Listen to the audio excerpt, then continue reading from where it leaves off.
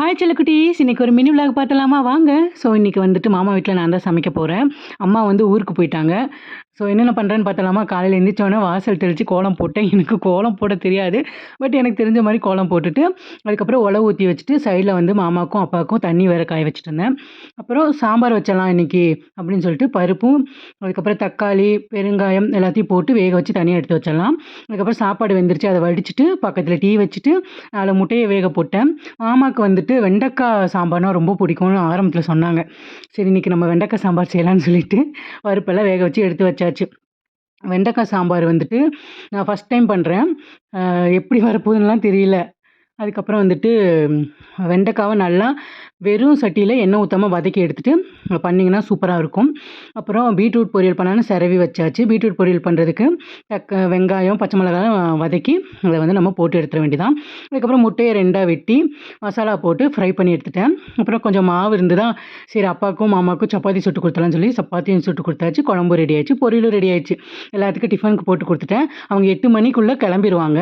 அவங்க எல்லாம் கிளம்புனதுக்கப்புறம் நான் வந்துட்டு வீட்டெல்லாம் க்ளீன் பண்ணலாம் இன்றைக்கி அப்படின்னு சொல்லிட்டு வேலையை வந்து ஸ்டார்ட் பண்ணிட்டேன். அப்புறம் பாட்டு ஓடிட்டு இருந்துச்சா, அப்படியே வந்து பாட்டு கேட்டுட்டு இருந்தேன். எனக்கு வந்து சிவாஜி பாட்டுனா ரொம்ப பிடிக்கும். இப்போ நான் பாடுற பாட்டு எனக்கு அவ்வளோ பிடிக்கும். அந்த பாட்டு யார் யாருக்கெல்லாம் பிடிக்கும் அப்படின்றத சொல்லுங்கள். அதுக்கப்புறம் கிச்சனில் கொஞ்சம் எண்ணெய் பிசுக்காக இருந்துச்சு, அது எல்லாத்தையுமே வந்து சோப்பு போட்டு தேய்ச்சிட்டு இருந்தேன். பாசமுள்ள பார்வையிலே கடவுள் வாழ்கிறான், அவன் கருணை உள்ள நெஞ்சினிலே கோயில் கொள்கிறான்.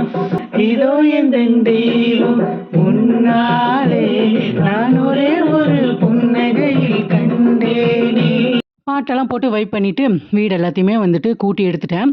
இப்போ தொடச்சலான்னு சொல்லிட்டு தண்ணியில் கம்ஃபர்ட் போட்டு நான் வந்துட்டு வீட்டை துடைக்க போகிறேன். நான் வந்து சாம்பார் வச்சுருந்தேன்ல, ஸோ அது வந்து நல்லா இருக்குன்னு சொன்னாங்க. அப்பாவும் சொன்னார், மாமாவும் சொன்னார் நல்லா இருக்குது அப்படின்னு சொல்லிட்டு. ஸோ ரொம்ப ஹாப்பியாக இருந்தது. நம்ம சமைக்கிறதுக்கான அப்ரிஷியேட் கிடைக்கும்போது இருக்கிற ஹாப்பினஸ் இருக்குல்ல, ரொம்ப நல்லாயிருக்கும். பாட்டை போட்டு விட்டுட்டு தொடச்சி எடுத்துட்டேன். அதுக்கப்புறம் பாத்திரம்லாம் நிறையா கிடந்ததா, எல்லாத்தையும் கழுவி எடுத்தலாம் அப்படின்னு சொல்லிட்டு. வெயிலும் அடிக்குது, தண்ணி நிறையா குடிங்க ஓகேவா. ஸோ எல்லா பாத்திரத்தையும் கழுவி எடுத்தாச்சு, வீடெல்லாம் தொடச்சி க்ளீன் பண்ணியாச்சு. இன்னும் என்ன வேலை அப்படின்னா, நம்ம கொஞ்சம் நேரம் ரெஸ்ட் எடுக்க வேண்டியது தான். ஸோ நான் சாப்பிட்டேன், இடையிலேயே வந்துட்டு சாப்பிட்டேன். சாப்பாடு வச்சுட்டு சாப்பிட்டுட்டு அதுக்கப்புறம் தான் கொஞ்சம் வேலையை பார்க்க ஸ்டார்ட் பண்ணேன். அவ்வளோதான் செல்லக்குட்டீஸ், இன்னும் நான் கொஞ்சம் ரெஸ்ட் எடுக்க போகிறேன். Okay bye. இன்னொரு வீடியோவில் உங்களை பார்க்குறேன்.